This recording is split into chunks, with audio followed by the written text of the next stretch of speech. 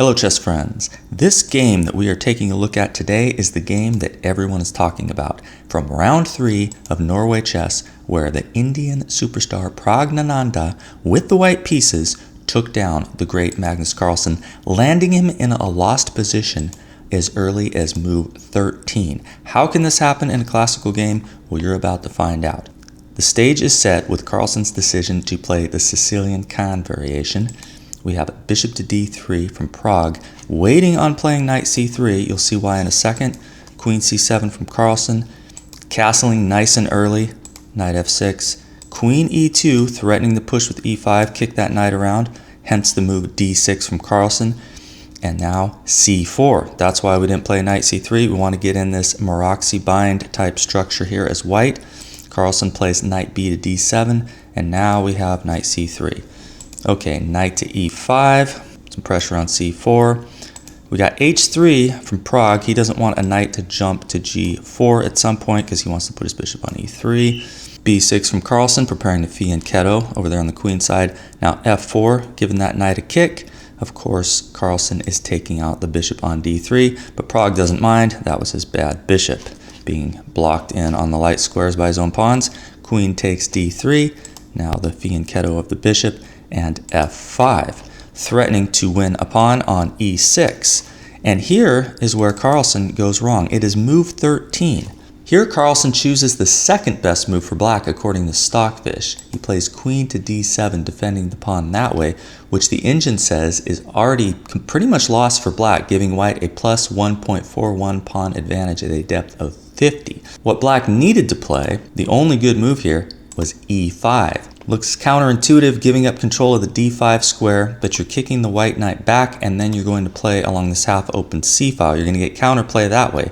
White can play knight to e3, go for d5, but you're going to play bishop e7. You don't even mind. If the knight hops up to there, you'll take one knight out, and if it's replaced with a knight, this pawn's going to be lost, so you really just got to go like this. Black is actually better. This e4 pawn is a target, and we're not worried at all. Now back here, if white were to try to defend that pawn with b3 first, then you're just going to attack with b5, because there's pressure along this file here. The knight, you can't take the pawn here. You're losing on c3. So that's what Carlsen needed to do, but he played more passively. Instead of counterattacking, he played queen to d7, and then we have bishop to g5 from Pragg, simply threatening to take on e6 and then take twice on f6, winning a pawn. Hence bishop e7, adding more coverage to f6. Now we got rook a to d1, logical, putting the rook on a half-open file. Rook to c8 from Carlsen, he does the same. And now we have a very nice move from Pragg, a computer move, the top move in the position, queen to e2. Just getting out of the way of that rook, and now we have threats with the move e5. What are you going to do about that? You can't take the pawn. If you were to just do something like castling here as black, e5, and this knight doesn't really have a good square to go to. I mean, I guess you could drop down to here, but that's pretty sad. Let's say you take the pawn, then there's going to be knight takes e6, the discovered attack on your queen. That's no good. So what we have from Carlsen, now he plays e5. He knows he has to stop that move, but now we have the capture on f6. And here's a question for you. Where do you move this knight? This is an instructional moment. Take a minute. Where would you move this knight, which is now under attack? Pragg moves that knight to c2. This is the only winning move, because white's advantage here is going to lie in the fact that he's going to have such complete control of that d5 square. And it's too late for counterplay. Queen to c6 from Carlsen. All right, knight to e3 defends the c4 pawn. g5, logical. He wants to get that bishop active, and he will be happy to eliminate one of these knights. And then Pragg, instead of playing the best move, which is knight e to d5, giving up this pawn. Let's say you take here. You're going to get the queen out of the way because you don't want to trade queens, attacking the bishop. This position right here, even though white is a pawn down, is totally winning because these knights are dominating. And if you ever take out a knight, it's just going to get replaced with a knight. You're attacking the bishop. As soon as you move the king, you're going to have this forking threat here. This knight is just going to wreak all kinds of havoc on this square here. And I should add that you got to move the king, because if you try the knight fork right now, there's going to be queen c5 check, and that will pick up the knight. So this is how white should have played, but king to h1, Pragg's move, is still probably winning, but it does give Carlsen the opportunity to eliminate that knight on e3. Queen takes e3. And now he'd love to win the pawn on c4, but this would run into f6, which would create a horrible weakening on the king side there. So he knows he has to stop f6 by playing f6 himself. So now Pragg gets to defend his pawn. Okay, b5, going for the counterplay. You can't take the pawn there, you're going to lose your knight. But the knight can hop into d5, and the c4 square is now defended by the threat of a fork, if the queen were to take there. So instead of going for that pawn, Carlsen plays queen c5, hoping to get the queens off the board. Pragg doesn't want any of that. He plays queen to f3. Now he's threatening to come into h5 with check. Carlsen grabs the pawn here. I should add that he would love to castle, but then unfortunately there is a fork right here. So you can see how dangerous this knight is up here. Of course, you could eliminate the knight with the bishop, but then the rook recaptures with an attack on the queen. He's going to be doubling pretty quick here. Carlsen didn't want any of that. That might have been his best chance though. The engine's giving queen to b4 here. But what was played in the game was b takes c4.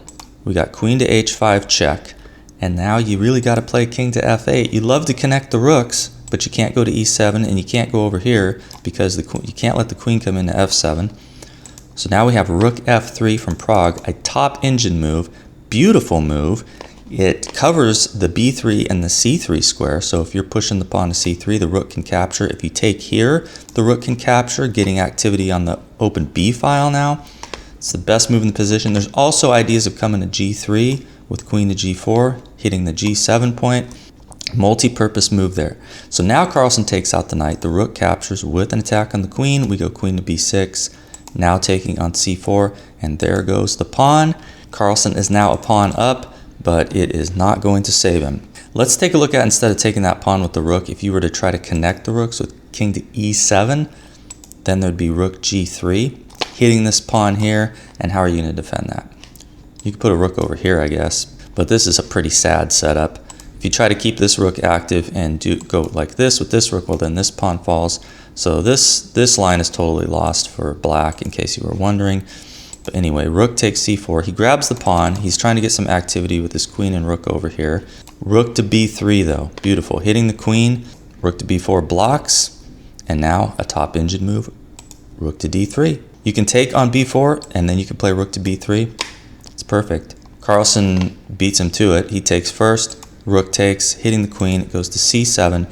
Now we got a threat of coming in here, queen to c1 check, followed by queen to f4 check, hoping to get some kind of an endless check going here.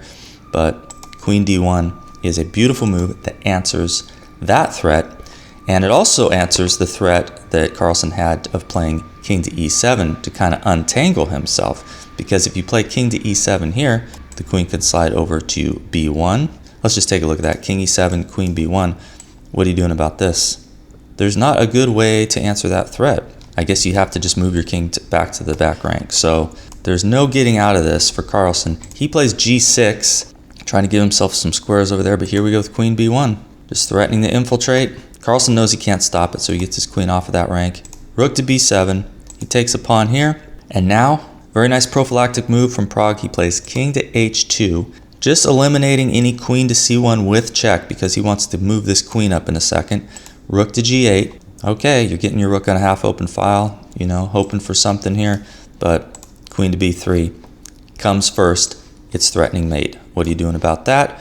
Well, as Carlsen, you're going to play d5 and you're going to block. But here comes rook takes h7. And now you're threatening queen to b8. And there really is no good defense. And at this point, the great Magnus Carlsen throws in the towel. He knows it's over. Let's look at some defensive tries. I mean, you could try rook to g7. Doesn't really help. Queen to b8 check. King goes here. Queen to b7. You know, you're losing that rook and you're getting mated actually in 9 moves according to the engine. You put the queen in the way, lose the queen like that. Okay, what else?